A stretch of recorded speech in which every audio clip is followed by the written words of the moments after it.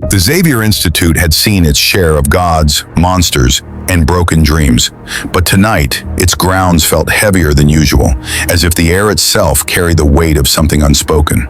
Pyotr Rasputin, the mutant known as Colossus, stood alone at the edge of the estate, staring out across the vast training fields, arms crossed, jaw firm.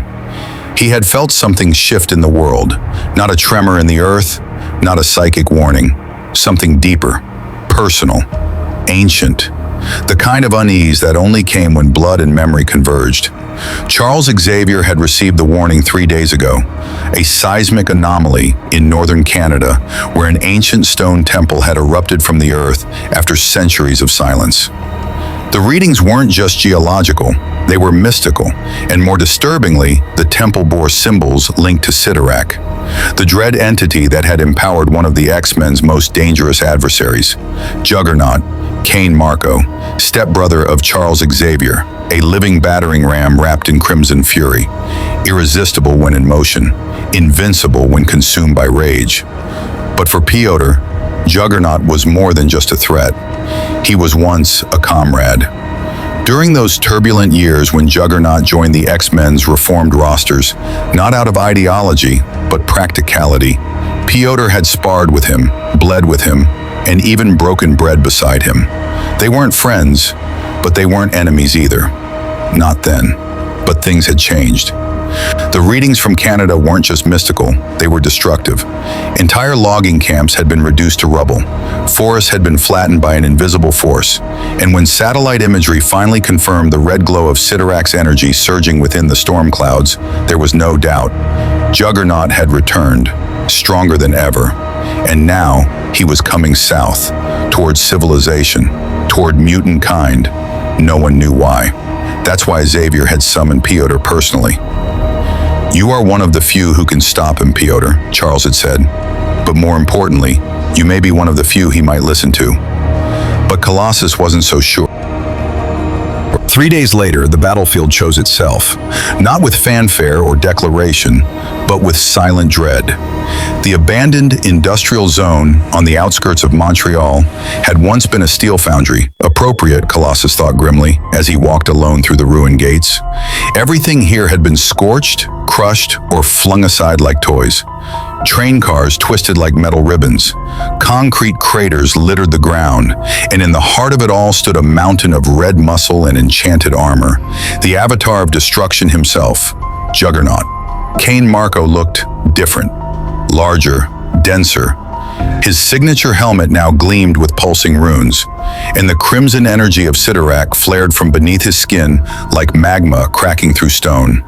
Colossus approached cautiously, his metal form shimmering under the moonlight. No X-Men squad, no jets, no backup, just him. "Cain," he said calmly. Juggernaut didn't move. "Why?" Pyotr asked. "Why bring this chaos back to us? You fought for us once. You tried to change." The air thickened. Juggernaut turned slowly, his eyes glowing faintly beneath the shadows of his helmet. "I was changing," Cain growled, "but I finally saw the truth. You X-Men never truly trusted me. Not Xavier, not Logan, not even you, Tin Man. I was a means to an end, just a weapon you hoped would stay pointed at someone else." Colossus frowned, taking a slow step forward. "We all carry scars, Cain, but this path is not redemption, it is ruin." Juggernaut chuckled, the sound low and bitter. "Redemption was a lie. Cyttorak showed me that. He gave me purpose again. He offered me power beyond anything I've ever known, and I will not be shackled by guilt anymore." A beat of silence passed. Colossus's fists clenched. "You seek power," he said, "but you have no control, and you endanger lives just to feel unchained." Cain raised his hand, the air around it vibrating with arcane force. "Don't lecture me, Rasputin. You came here to stop me, didn't you? You came here to fight." "No," Colossus replied, stepping into the light. "I came here to stand between you and the innocent, and if that means a fight, so be it." Juggernaut's lips curled into a grin. "Good, because I'm done talking." The silence between them shattered like glass. Juggernaut charged, not walked, not ran, but tore across the cracked concrete with the force of a living missile. The earth trembled beneath every footfall. His massive fists glowed with the pulsing power of Cyttorak. He roared, not just with fury, but with the sheer joy of release, of war. Colossus braced himself, shifting into full organic steel. His muscles expanded, joints locked, eyes hardened. He didn't flinch. He didn't yield. He met the charge head-on. The impact was seismic. A thunderous boom echoed across the skyline as steel collided with unstoppable force. The shockwave shattered nearby windows, cracked street lamps, and sent birds scattering miles away. Colossus was hurled backward like a cannonball, crashing through two support beams before coming to a halt embedded in a concrete wall. Juggernaut stomped forward, fists blazing. "You're strong, Rasputin, but strength alone ain't enough." Colossus emerged slowly, his armored skin dented but intact. He rolled his shoulders, eyes focused. "I was forged to endure," he said. "Try again."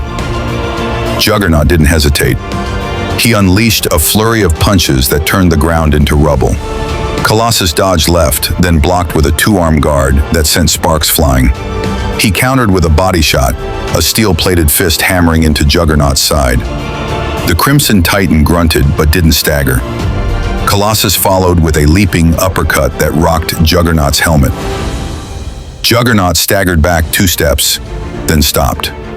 "Cute," he sneered. "Now let me show you what real power looks like."